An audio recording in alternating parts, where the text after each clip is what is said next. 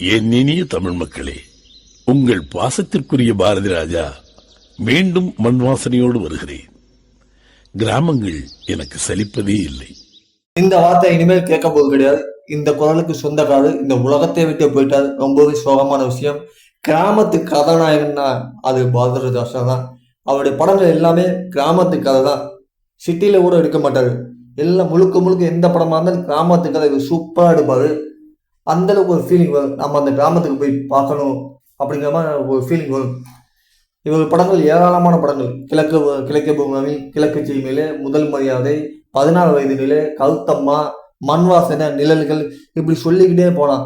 இன்னைக்கு நெப்போலியன், சுகன்யா, கார்த்திக், ராதா இவங்களாம் இன்னைக்கு சினிமா இருக்கிறது முக்கிய காரணமே பாரதி ராஜா அறிமுகப்படுத்தும் நடிகர்கள்.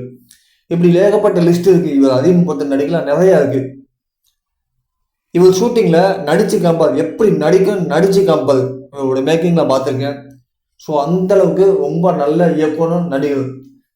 சமீபத்தில் பார்த்தீங்கன்னா சில நடிகர் நடிச்சுருந்தாரு. சுஷீந்திரன் அப்புறம் தனுஷ் கூட எல்லாம் நடிச்சுருந்தாரு. அவருடைய மகன் மனோஜ் பாரதி இறந்ததுக்கப்புறம் பார்த்தீங்கன்னா ரொம்ப முடியாமல் போச்சு. அந்த ஃபீலிங்லேயே அவருக்கு ரொம்ப முடியாமல் போச்சு. ஸோ அரசு சாப்பில் இருக்கு இறுதி மரியாதை கொடுத்துருக்காங்க. ரொம்ப